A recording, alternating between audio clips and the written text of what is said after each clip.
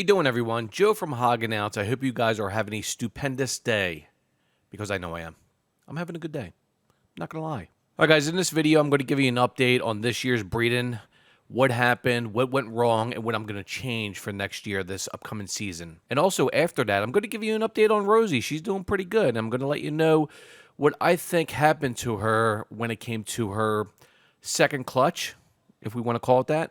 So that being said, let me give you a quick overview on what happened this year when it came to my first year breeding the Western Hognose snake. So I put 4 of my Hognose into brumation: Jeff, Rosie, Gal, and also Snowball. Now, after brumation, I tried to feed them all. 3 of them did feed. Rosie did not feed after like 2 weeks. So after 2.5 weeks, I paired them. So I paired Rosie with Jeff. They locked up right away. It was a good lock. The lock lasted about 5 hours. And when it came to pairing Gal and Snowball, I put Snowball in there for like 2 days, take him out for 3 days, put him back in there for 2 days, and that went on for about 2.5 weeks. I did not confirm a lock, not saying they did not lock, but I could not confirm it. So that being said, I said, you know what, let me just put Nirvana in there. So I put Nirvana in there, and lo and behold, the next morning they locked up. So when it comes to Gal, Gal blew up. She looked really good. She was feeding good. And as you guys know, Gal passed away. I think it was on her 22nd day after pre-lay shed. She did pass away. She was breathing very heavy for 2 weeks. So I talked to Jeff Galwood, and he said she might have had a respiratory disease or a heart disease or something like that. And she passed away, and I tried to save her eggs, and to no avail. She had about 20 eggs inside of her.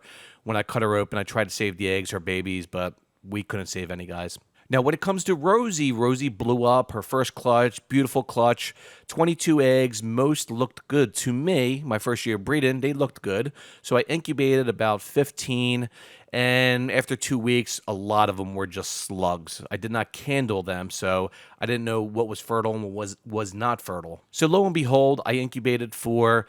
2 of them pretty much were slugs after like another 2 or 3 weeks. And on the 49th day, they start collapsing a little bit, and you know what? They looked a little dark. They looked like they had babies inside. I'm like, great, we're going to get 2 babies out of this clutch. Okay, 2 is better than, you know, how many ever I lost in slugs.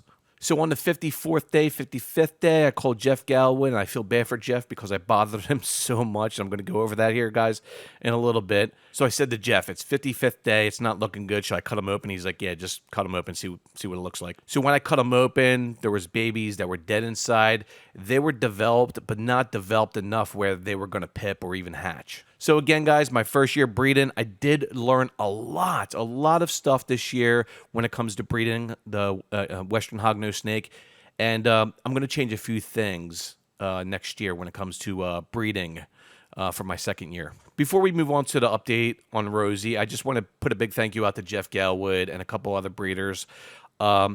I called Jeff so many times in the last 2 months, and I feel bad for bothering him, but it seemed like he didn't mind because, you know what, he likes helping people out, and I know he helps a lot of you guys out. I know that for a fact. But the long-distance calls I made to Jeff Galwood, I'm not sure how old you humans are, but back in the day when I was a little lad, you actually had to pay for long-distance calls outside your area code. So if we applied those same standards today, my phone bill to Jeff Galwood would be in the hundreds. And that being said, if those standards did apply today, I would need a second job. Yes, I would need to get a second job to pay that phone bill. But like I said, I learned a lot in my first year. I'm going to change a few things next year when it comes to my second year breeding the Western Hognose snake. I do have 4 females this year, which is good. I plan on putting them into brumation here very soon. I might have a 5th female as well. Now, when it comes to this upcoming breeding season, I'm going to change a few things. The first thing I'm going to change is once they come out of brumation, I'm going to wait a couple weeks, make sure they feed, and then I'm going to try to pair them or at least get 2 confirmed lockups, not just 1. I'm going to try to get 2 confirmed lockups over a 2-week or 2.5-week span.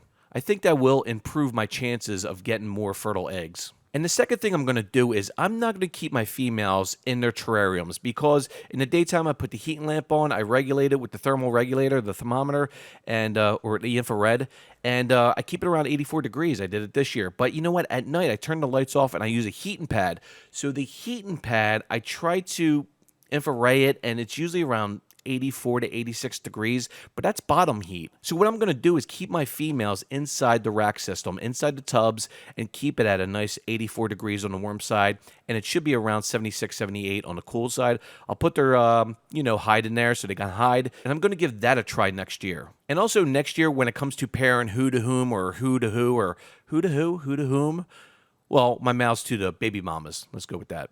My mouse to the baby mamas. That's what we're going to say here. So when it comes to my parents, it's going to be a little bit different this year. The reason why I want to do it this way is because I want some 100% hets. I want hets, and I want some snows for next year. And I'm also going to pair Rosie with Jeff again next year. So that's just a basic overview on what I did this year and what I plan on doing next year when it comes to breeding. All right, guys, now on to the update when it comes to Rosie. Let me give you an overview on what happened this year with Rosie. So Rosie was brood-mated, so was Jeff on 11/24/2021.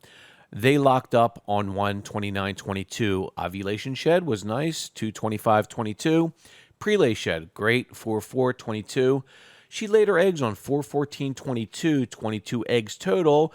At the end, we had 2 fertiles, but they end up being bad. So on the 49th day, they start concaving a little bit. They did grow a little bit. I cut them open on the 55th day, and we had 2 dead babies inside. They were underdeveloped. They were never going to pip, guys. But you know what? I guess that's a start for Rosie's first year because it took her about 5.5 hours to lay 22 eggs, which is not bad. So, of course, 20 slugs, let's say 22.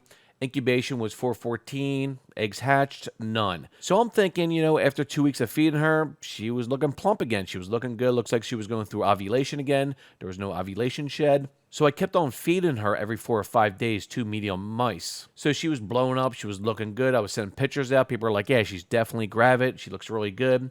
Looking good for her second clutch, right?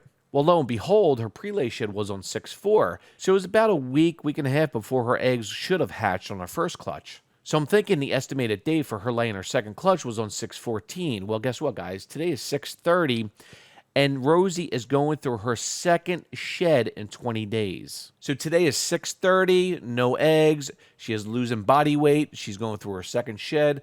She should be fully shedded here in about 5 or 6 days. Now, I'll give you an update on her, how her health is, how she looks. But all in all, guys, this is my conclusion on a possible second clutch with her. So when I talked to Jeff the other day, he said, listen, 2 possibilities. You overfed her. You were feeding her every 4 or 5 days. She picked up on some fat. She started growing a little bit. But the second option, which is the most possible or probable option, was that she was growing her eggs, egg follicles. There was nothing there. She reabsorbed the egg follicles. This does happen when it comes to the hognose snake. So I'm going with the latter here. I'm thinking Jeff is right. She absorbed the egg follicles. Now she's starting to lose some weight. She did have 4 bowel movements over the last 3 weeks. So I'm thinking she was just built up with, a lot of food inside. She's starting to get it out. She does not want to feed. It's been about, 26 days now she has not fed. She's going through her second shed here in 20 days, so let her shed out. And what I'm going to do, guys, since she might have a little, extra fat on her, a little more body weight, I'm just going to feed her 2 small meals until I want to brumate her. And I plan on putting her back into brumation around September, October, along with Jeff. They're going to be paired up again next year. So that's the update on Rosie. She's looking really good. And I use this spreadsheet, guys. I put all the dates down. I record everything when it comes to my hognoses, their first year. And we got Annie, Jefford, Nevada, September 22. We got Autumn, Tiny Tim, or Snowball, November 22, for brumation. So we got some dates here for my hognoses coming up. So it's going to be an awesome second year, guys. I'm going to change a few things up like I stated. So there you have it, guys. A little overview on what happened this year when it came to my first year breeding. Maybe some mistakes, maybe not. But I did learn a lot of things this year. And like I said, I'm going to make a few changes this upcoming breeding season. And of course, as usual, I'll give you an update on Rosie to see how she's doing, see if she slims down after she sheds. All right, guys, that being said, if you're new here, smash that subscribe button, smash that like button on this video. I will see you in the next video. You have a great week. This is Joe from Hognose. I'm out. Cheers.